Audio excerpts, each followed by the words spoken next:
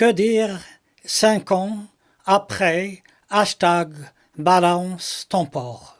Bonjour, je suis Abdessalem Boujedraoui. Je vous propose mes analyses lucides et citoyennes à travers mes articles et mes ouvrages publiés en tant qu'auteur indépendant chez Amazon. Il suffit d'effectuer une recherche sur mon nom de famille dans les différents sites de vente et dans les réseaux sociaux. Allons-y donc pour ma chronique du jour. Que dire 5 ans après balance ton port? Il y a certainement beaucoup de choses à dire plusieurs années après le mouvement féministe, hashtag balance ton port. Mais je crois que personne n'oserait dire quoi que ce soit par peur des représailles.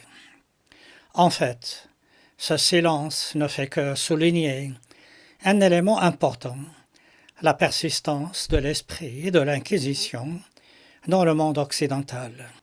Si, effectivement, on ne brûle plus dans les flammes des bûchers les récalcitrants, on s'arrange pour les faire disparaître en les réduisant au silence. Ce mutisme contraint ne fait qu'accroître les frustrations et les amertumes si présentes dans le quotidien d'une partie des Européens. On peut déjà faire les constatations suivantes. 1. La fulgurance et la rapidité avec laquelle ce mouvement a détruit les rapports entre hommes et femmes de façon quasi définitive. En effet, juste après l'affaire Weinstein, en quelques jours, ces rapports se trouvèrent bouleversés. Ces bouleversements affectent tous les niveaux de relations entre les hommes et les femmes. Cela signifie qu'il est toujours possible en Europe de modifier puis de diriger la volonté populaire si facilement. Ce fait est à prendre avec la plus grande gravité. En effet, si le phénomène hashtag balance ton port a provoqué la haine entre hommes et femmes, imaginez le même phénomène concernant les peuples. Je vous laisse en deviner les conséquences. Cela fait frémir. 2. Avec le mouvement hashtag balance ton port, la condition des femmes semble reléguée au second plan. Ce qui compte le plus, ce sont les opportunités personnelles de certaines. 3. Ce n'est pas l'amélioration de la condition féminine qui prime. Ce qui est important, c'est de faire du tort aux hommes. 4. Faire du mal aux hommes, quel que soit le prix à payer et que coûte, même au prix de sa propre déchéance. 5. Le retour à l'esprit des tribunaux d'inquisition. Certaines femmes créent des comités de surveillance des hommes dans les partis politiques. 6. La création d'un lexique de mon niveau: sexisme, féminisme, féminicide, masculinisme, etc.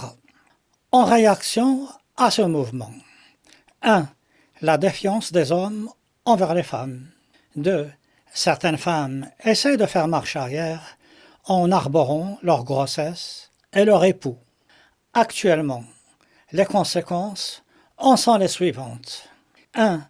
La destruction quasi définitive de l'esprit même du couple et son remplacement par d'autres types de relations. 2. L'estocade finale à l'esprit de famille déjà détruit par les intellectuels dans les décennies précédentes. 3. La destruction progressive des relations entre les enfants et leurs parents. 4. L'hypersexualisation des adolescentes.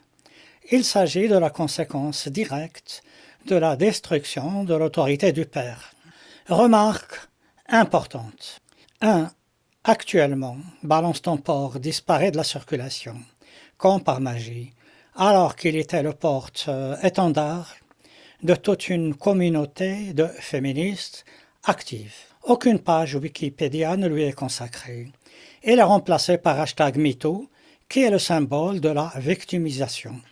Tout se passe donc comme si, à l'image de Néron, les féministes, après avoir brûlé la cité, chantent les louanges de celles qui y ont été brûlées, en s'accompagnant de la harpe du martyr. 2. Comme par le passé, le monde occidental, essentiellement européen, crée son propre enfer, mais regarde ailleurs, à la recherche des éternels coupables. 3. C'est dans les pays européens modernes, les richesses économiques et les technologies peuvent, dans une certaine mesure, atténuer les effets de ce mouvement. Dans les pays en voie de développement, il en sera autrement. Je suis Abdessalam Boujedraoui, je vous remercie pour votre patience et je vous dis à bientôt pour une autre chronique ici même.